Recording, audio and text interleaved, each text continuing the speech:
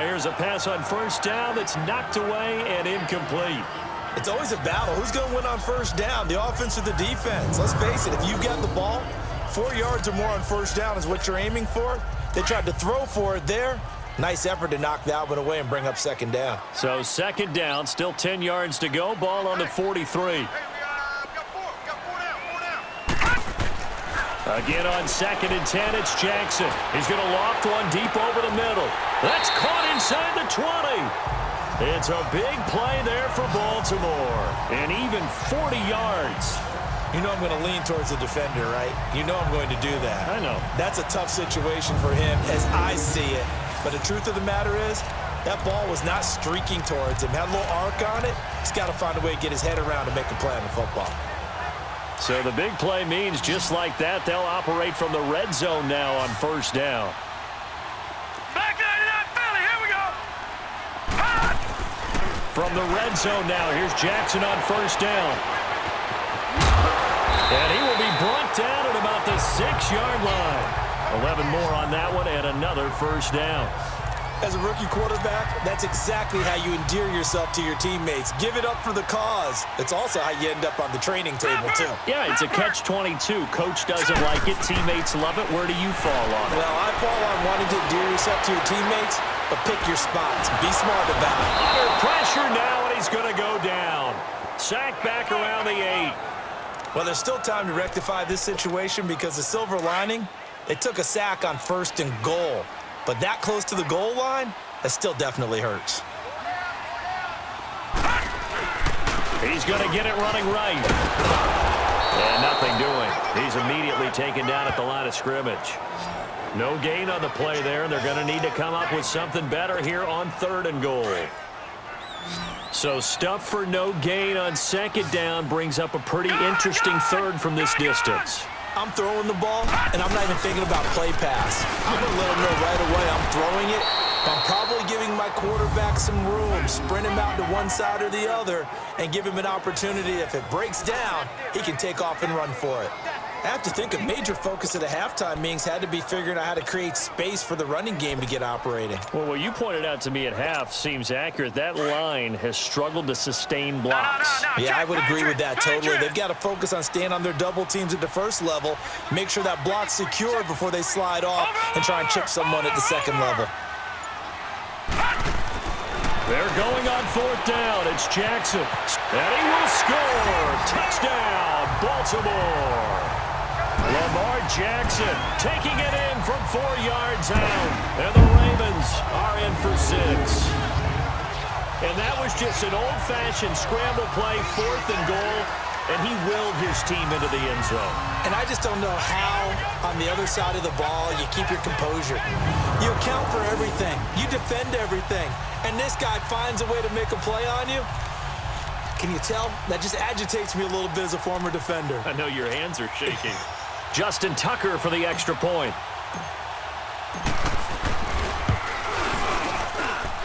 Tucker with the extra point, and that gives him a 3-point lead.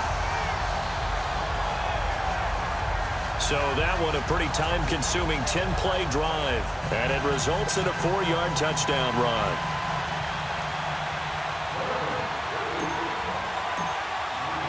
Here's Tucker now out to kick this one away.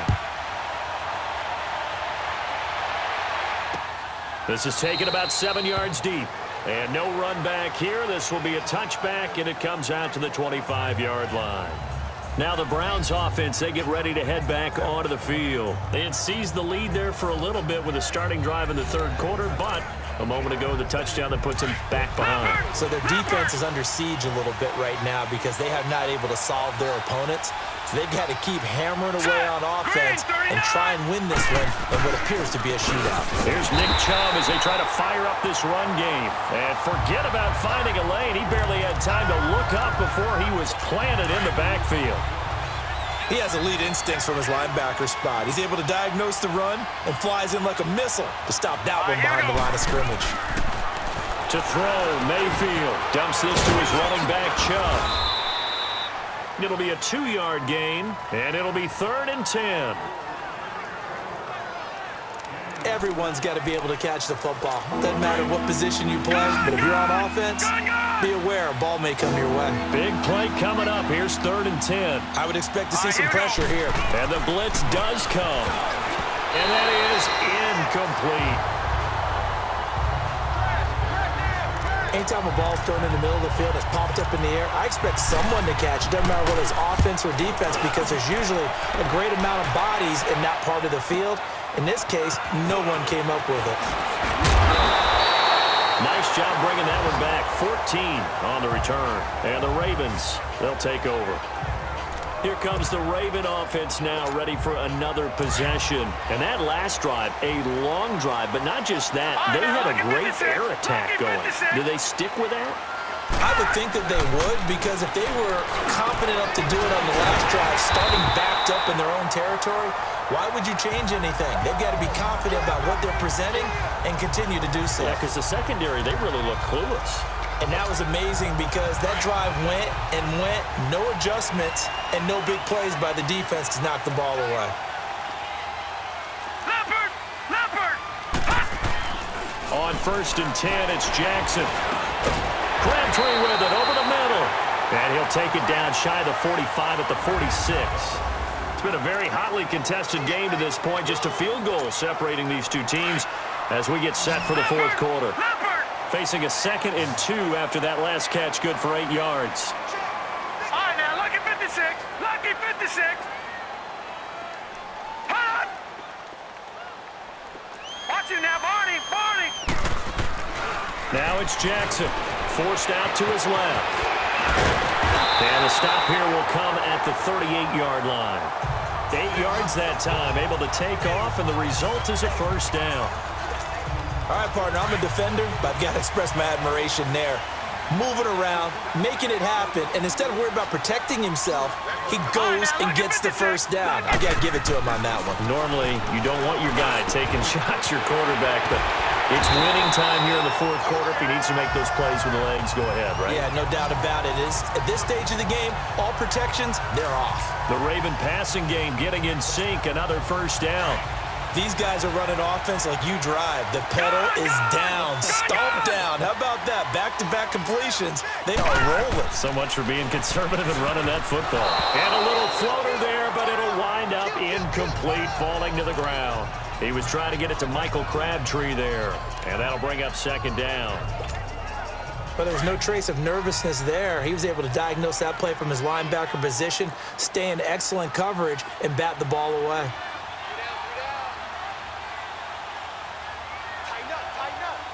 Leopard! 2nd and 10. Here's Jackson again. Stepping up, he'll try and run. Able to make something out of nothing there. 17 yards and a 1st down. How many times have we seen this late in the 4th quarter? Because you know the pass rush is getting after him, and they get upfield, get that great push, and what do they create? Space, and he takes off. So 1st and goal, 6 points here would go a long way toward wrapping this one up. Jackson from the shotgun, out to his, oh no, he lost the football. And he'll go backwards, losing yardage to the 5.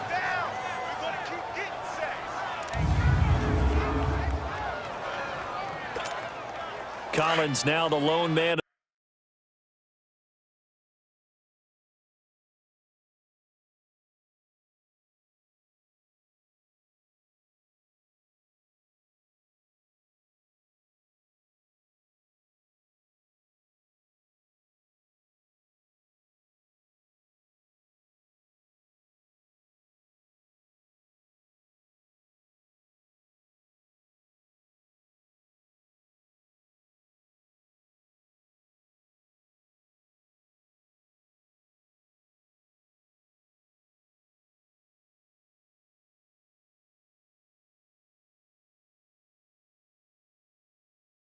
In the backfield, 2nd and goal.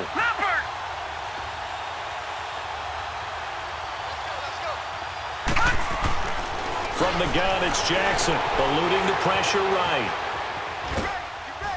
Filling the pressure here and taken down. A sack back at the 7. Jamie Collins in there to get him. And this pass rush strong now. That sack's on back-to-back plays. The amount of sacks that they've absorbed in this game is absolutely extraordinary. Let's just face it. This offensive line, flat out, cannot handle this pass rush. It's been demonstrated time and time again. Call it a 1-yard gain on the play. And that will bring up an interesting decision here on 4th and goal. So on 4th down, out trots the kicker in a big spot here. From the left hash, a chip shot here. And he missed it. It's no good. And this score will stay right where it is. So that's one you almost never see at this level. A wobbler from very short range, and it winds up no good. All right, Brandon, if he slipped or someone got a hand on it, then I could understand it, but it's almost like he heard a whistle or something that stopped his swing. A very strange result, especially for an NFL kicker. And the Browns getting set to go. And on the last go-around, they really couldn't get anything going. They had to punt from deep inside their own territory, which means you're going to lose the field position battle as a general rule. What they're looking for now is a little more consistency, move the ball at least a few times on offense, get a couple of first downs, and hopefully flip the field. Yeah, just something to build off of. That's what they're looking for here. Throwing middle, and it's complete. And he's got it past the 30 before he's hit and dropped. Right off the bat, it's a first down to start the drive, 12 yards. Tell you what, he's been able to put the ball in some tight spots all game long. That throw, no different. Yeah, a lot of people would call it a gutsy type of a throw. I think he looks at it as, I can do it, so it's not that big of a deal to me, and I'm going to keep firing.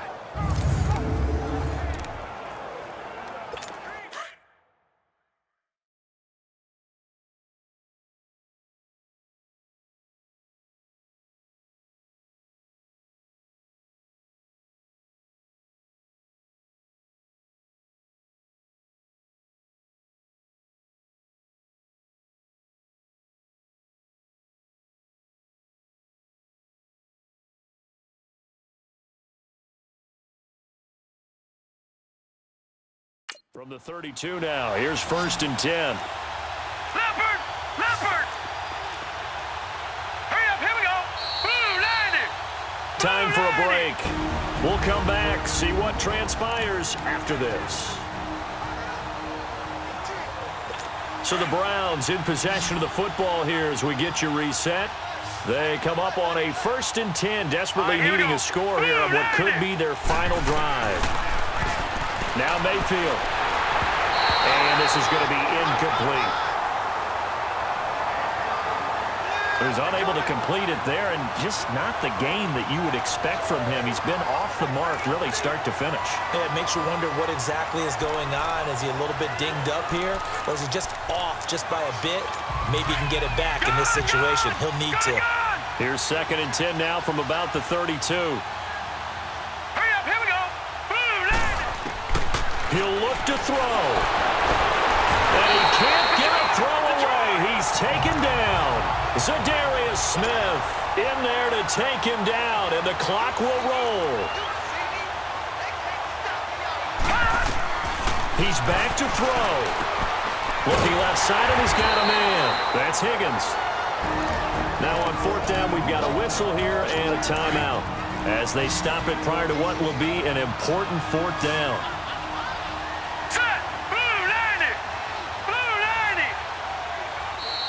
And now we've got flags down. Looked like one of the Browns might have moved. False start, offense. That's on the guard, Kevin Zeitler, first-round pick back in 2012. One score down, here we go.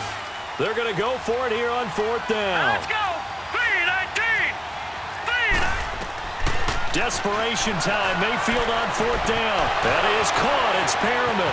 20, 10, and all the way in. Touchdown, Cleveland.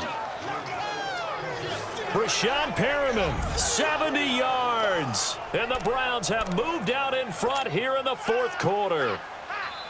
Wow, I know it's a never-say-never situation, but to me, that looks like that's the one that's going to finish them off. A score that puts them in front here late, but now you got to rally your kick team, don't you, and say the last thing we need is a big return. And what happens is guys get overeager, get out of their lane because they're so excited they want to make the last tackle. You mess up, could come back at you a long way. And an alley to run. And I think he's going to go. They're not going to get him. The 20. And he's going to take it all the way.